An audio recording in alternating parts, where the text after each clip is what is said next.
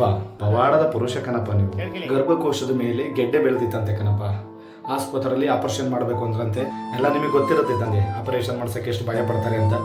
ಅದರಿಂದವಾಗಿ ತುಂಬ ಅಳ್ತವ ನೆಳ್ಕೊಂಡು ದುಡ್ಡು ಹಣಕಾಸಿಗೂ ತೊಂದರೆ ಅಲ್ವೇನಪ್ಪ. ಎಲ್ಲದನ್ನೂ ಹೇಳ್ಕೊಂಡು ಎದಳಕ್ಕಾಗ್ದಿಲ್ಲ ಅಂತ ಪರಿಸ್ಥಿತಿ ಮನೇಲಿ ಮಲಗಿದ್ದಾಗ ನಿಮ್ಮಲ್ಲಿ ಅರ್ಕೆ ಕಟ್ಟಿರೋಂಥದ್ದು ನಂಬಿಕೆ. ಭಗವಂತನ ಮೇಲೆ ಏನು ನಂಬ್ತೀವಿ ಅದನ್ನು ಕೈ ಹಿಡಿದು ಕಾಪಾಡ್ತಾನೆ ಅನ್ನೋದಕ್ಕೆ ನೀವೇ ಸಾಕ್ಷಿ ತಂದೆ. ಏನಾಗ್ತಿದ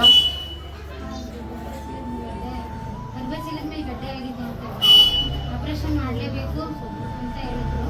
2 ವರ್ಷದಿಂದ ತೋರಿಸಿದ್ದೆ.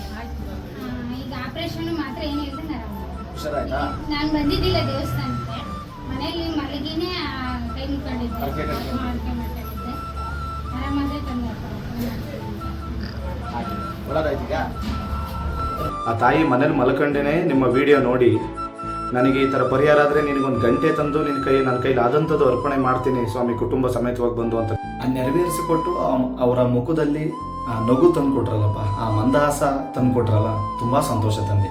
ಇದೇ ರೀತಿ ಎಷ್ಟೋ ಜನ ಬೇಡಿಕೆ ತರ್ತಾರೆ ಕಣಪ್ಪ, ಅವ್ರಿಗೆಲ್ಲರಿಗೂ ನೆರವೇರಿಸ್ಕೊಡಪ್ಪ. ಬಂದೆ. ಬಿಡ್ಬೋದಲ್ವಾ ಇನ್ಸ್ಟಾಗ್ರಾಮ್ಗೆ? ಓಕೆ.